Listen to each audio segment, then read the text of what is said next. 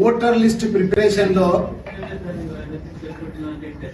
అవినీతికి అలవాటు పడ్డ మున్సిపల్ అధికారులు ఓటర్ లిస్ట్ ను మార్చడంలో కూడా అదే చేయి చాచి డబ్బులు వసూలు చేసుకున్నారు.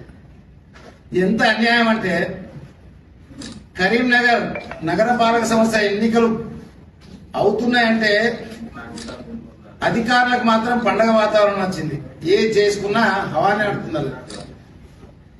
ముఖ్యంగా బైఫర్గేషన్ ఆఫ్ డివిజన్స్ అని పెట్టినప్పుడే అప్పుడే ఇష్టానుసారంగా చేసిండ్రు. దరఖాస్తులు మార్చమన్నారు, మార్చిన పాపన అసలే పోలే. మరి ఎందుకు ప్రజల దగ్గర దరఖాస్తు తీసుకున్నారో నాకు అర్థం కాలే. దాని తర్వాత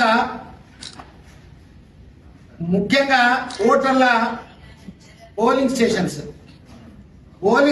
లో కూడా ఒక్కొక్క ఓటు పోయి ఓటేయాలంటే కిలోమీటర్ దూరం దాకా పోయే ఒక శాస్త్రీయ పద్ధతిని పాటించలే. ఇంకొక విషయం ఏంటంటే అసలు వాళ్ళకి తెలియదు ఎట్లా చేయాలనేది. ఇక మూడో విషయం ఓటర్ లిస్ట్ లో ఓటర్ల నామోద దాంట్లో కూర్చుదా దాంతో భాగంగా ఏమైందంటే ఒక ముసాయిదాను రిలీజ్ చేసింది. దాంట్లో కొన్ని అబ్జెక్షన్ చెప్పన్నారు. కానీ ఎవ్వరూ అబ్జెక్షన్స్ మొన్న మీరు చూసిన గంగుల కమలాకర్ గారి ఓట్లు తీసి వేరే డివిజన్ వేయడం జరిగింది. మనకేంటంటే ఒక రాజకీయ నాయకులకు మా ఓట్లు ఉన్నాయా లేవా, మా కుటుంబాల ఓట్లు ఉన్నాయా లేవా అని చూసుకునే ఆలోచన ఉంటుంది కాబట్టి అంత మట్టుకే చూసుకున్నారు. కానీ ఓటర్ లిస్ట్ కనుక మేము వెరిఫై చేస్తే కరీంనగర్ నగర నడిపొట్టినున్న సిక్వాడి సంబంధించిన ఓట్లు తీసుకుపోయి 64 డివిజన్ అంటే 4 డివిజన్ల తర్వాత కలిపిండు. ఇప్పటికి మార్చలే. ముసాయిదాల కరెక్ట్ ఉంటుంది, ఫైనల్ లిస్ట్ లో మాత్రం పేరు తీసేసిండ్రు. మోడు న్యాయవాది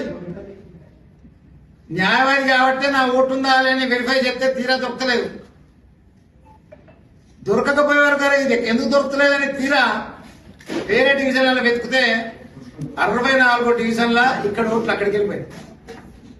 అంటే రాజకీయంగా సంబంధం ఉన్నోళ్ళు చూసుకునేది తప్ప కానీ పాపం ప్రజలకు వాళ్ళ ఓటు ఎక్కడుందే. ఎందుకంటే జనరల్ గా 2% అది మెంబర్స్ కూడా చూడరు మా ఓటు ఎక్కడుందని. సో ఇంకా మార్పు రాలే. ఇప్పటిదాకా ఏసీపీఓ ఎవరో చూస్తున్నది, వాళ్ళవి యాక్షన్ లేదు. రాజ్యాంగ విరుద్ధంగా ఇలా అన్ని పేపర్లలో ప్రధానంగా వచ్చింది ఆర్టికల్ 32 గురించి. హక్కును మాత్రం దుర్వినియోగం చేస్తే ఊకోమని. మరి ఫండమెంటల్ రైట్స్ లో భాగంగా 58కి సంబంధించిన ఓటర్లు పోయి 64 ఎత్తే పని ఎవరికి అడగాలి? రిజర్వేషన్ తారుమారైతే, రిజర్వేషన్ మార్పు చేర్పులైతే. కాబట్టి కలెక్టర్ గారికి ఈరోజు దరఖాస్తు ఇప్పుడే ఇంతే